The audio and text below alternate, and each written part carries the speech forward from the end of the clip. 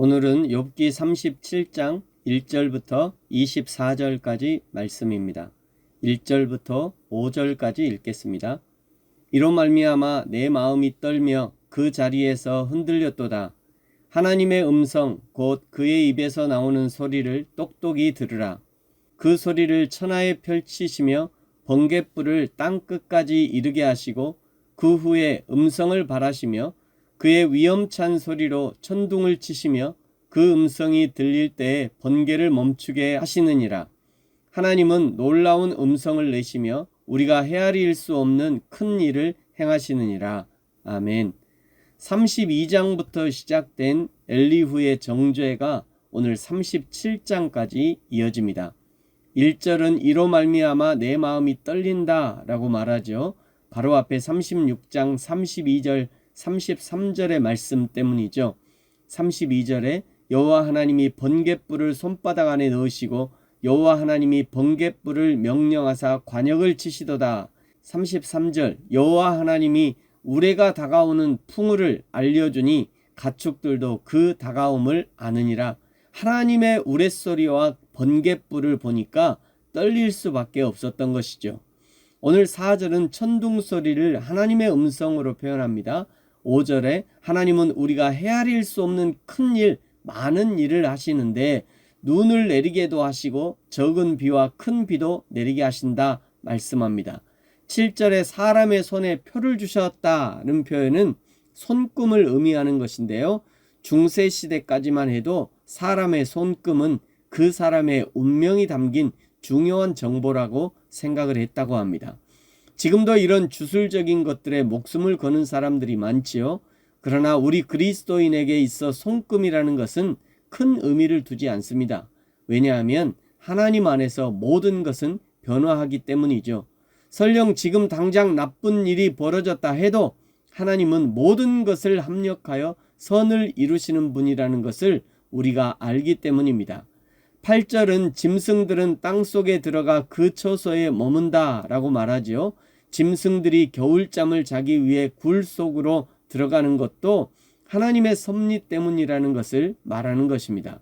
즉 모든 생물들이 한결같이 하나님의 능력에 의지하여 생을 영위해 가고 있음을 강조하고 있는 구절이라고 할 수 있습니다.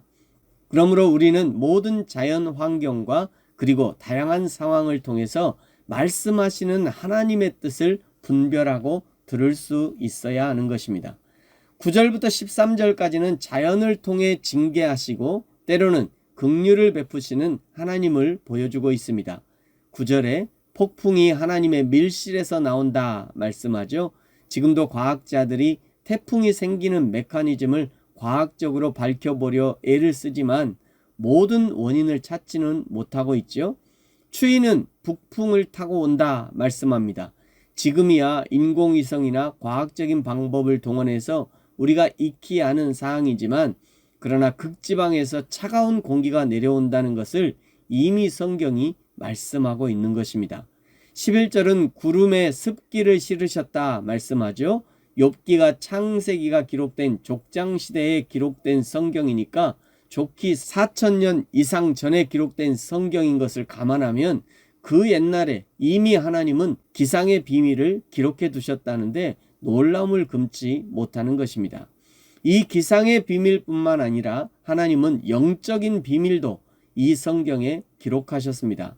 아직도 우리가 다 알지 못하는 영적인 비밀들이 얼마나 많은지 정말 하늘을 두루마리 삼고 바다를 먹물 삼아도 다 기록할 수 없는 것이 하나님의 비밀인 것입니다.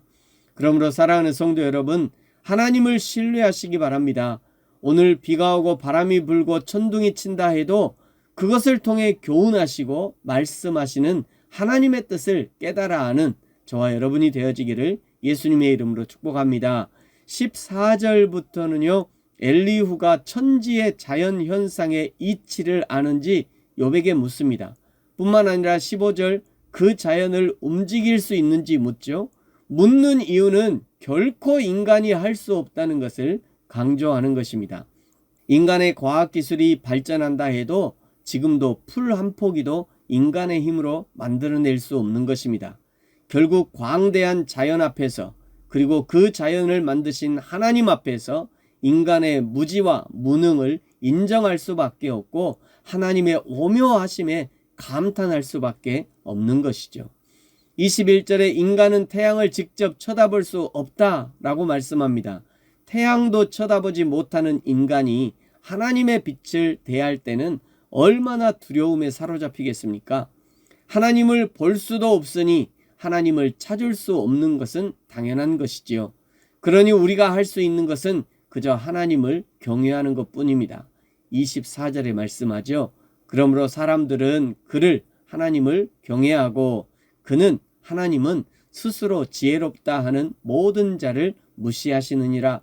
이 광대하신 하나님, 자연을 다스리시는 하나님, 천지 만물을 운행하시는 하나님 앞에 우리가 할 수 있는 최선은 겸손히 하나님 앞에 나아가는 것뿐이고 그 하나님을 구하는 것이 최선인 것입니다.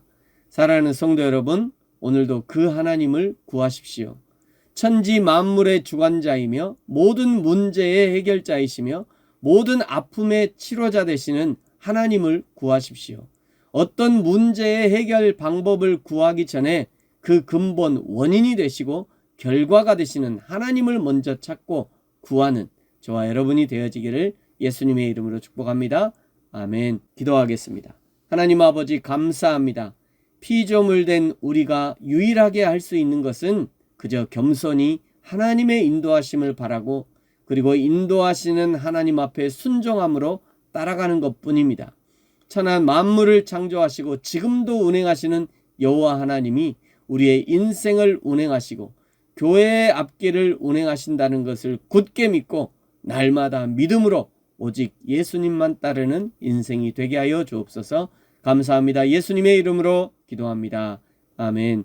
하늘에 계신 우리 아버지여, 이름이 거룩히 여김을 받으시오며 나라가 임하시오며 뜻이 하늘에서 이루어진 것 같이 땅에서도 이루어지이다.